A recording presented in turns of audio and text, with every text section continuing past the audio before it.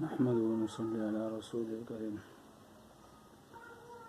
معزز سامعین، اس سے پہلے والی ویڈیو میں شوال المکرم کے کچھ فضائل بیان ہو چکے ہیں اور انشاءاللہ اس میں کچھ فضائل بیان کریں گے۔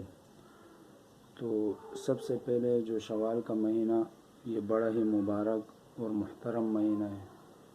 شاہد اسی مہینے کی جو احترام ہے، اسی وجہ سے حضرت ام المؤمنین حضرت عائشہ صدیقہ رضی اللہ تعالی عنہ اپنے جملہ محتم بالشان کام کا آغاز اسی مہینے سے کیا کرتی تھی، یعنی جو بھی کام شروع کرتی تھی، جو بڑا کام ہوتا تھا تو اسی مہینے سے اس کا آغاز فرماتی تھی۔ اور یہ بھی عجیب اتفاق کی بات ہے کہ اسی مہینے کے اندر صدیقہ بنت صدیق حضرت عائشہ رضی اللہ تعالی عنہ کا نکاح ہوا، اور اسی شوال کے مہینے میں حضرت عائشہ صدیقہ رضی اللہ تعالی عنہ کی رخصتی بھی اسی مہینے میں ہوئی۔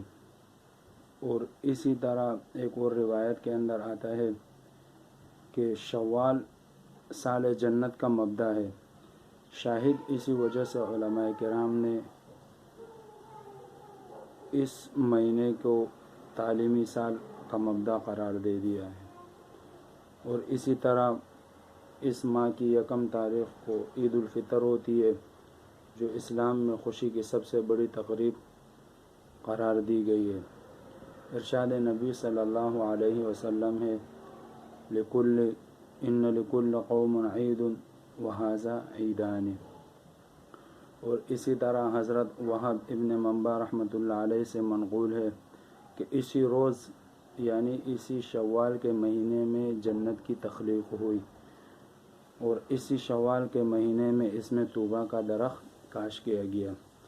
اور اسی طرح اسی روز یعنی اسی مہینے کے اسی روز یعنی عید الفطر والے دن حضرت جبرائیل علیہ السلام وحی لانے کے لیے منتخب ہوئے۔ اور اسی طرح عید الفطر کے روز یعنی اسی مہینے کے اندر اللہ رب العزت نے جو شہد کی مکھی ہے اس کو شہد بنانے کا الہام کیا، جیسے قرآن کریم کی اس آیت مبارکہ سے اس کا استدلال کیا جا سکتا ہے کہ وَأَوْحَىٰ رَبُّكَ إِلَى النَّحْلِ أَنِ اتَّخِذِي مِنَ الْجِبَالِ آخر تک۔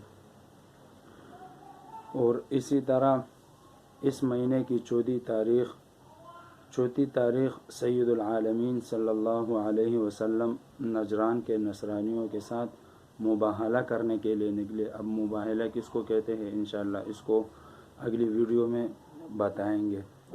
اور اسی طرح اس ماہ کی 17ویں تاریخ کو احد کی لڑائی ہوئی، 17ویں تاریخ کو احد کی لڑائی ہوئی، جس کے اندر سید الشہداء حضرت حمزہ رضی اللہ تعالی عنہ شہید ہوئے۔ اور اسی طرح اس مہینے کی 25 تاریخ سے لے کر آخر تک یہ دن قوم عاد والوں کے لیے منوس شمار ہوتے تھے، جن میں اللہ جل شانہ نے قوم عاد کو انہی دنوں کے اندر 25 شوال سے لے کر آخر یعنی انہی 5 دنوں میں اللہ رب العزت نے ان کو ہلاک کیا۔ اور انشاءاللہ اسی طرح اس مہینے کے فضائل اور احکام اور بھی بہت سارے ہیں، انشاءاللہ اس کو وقتاً فوقتاً بیان کریں گے۔ اور اللہ رب العزت سے دعا ہے کہ اللہ رب العزت ہمیں حق اور سچ کہنے کی توفیق عطا فرمائے اور دوسروں تک پہنچانے کی توفیق عطا فرمائے۔ وآخر دعوانا الحمدللہ رب العالمین۔